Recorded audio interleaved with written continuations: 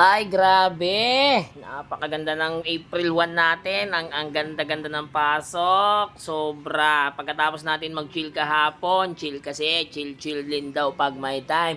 So, ito ngayon, babiyahe tayo papunta ng Bacoor, Cavite. Kakauwi lang natin galing sa chill time. Pero, syempre, grind pa rin. Sara, diretso tayong Bacoor, Cavite. Let's go! At eto na nga, touchdown tayo dito sa may Bacoor, Cavite. Home service tayo dito. Nissan Frontier yung gagawin natin. Kakabitan natin siya ng 9 inches Android. Ayan. Yan yung kanyang head unit. Papalitan natin. So tara, buksan na natin to. Gawin natin agad-agad. At ito nga, nabuksan na natin yan. Mabilisan lang. Kabitan natin yung ating Android head unit.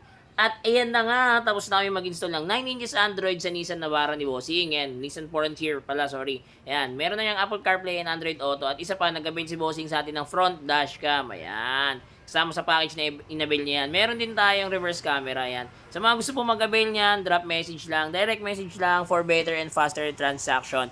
Don't forget to like and follow na rin. Opo, nag-home service kami, basta tama at kayang puntahan. Tama yung price, okay yun. Goods, tara. Ano pa inantay mo? Let's go!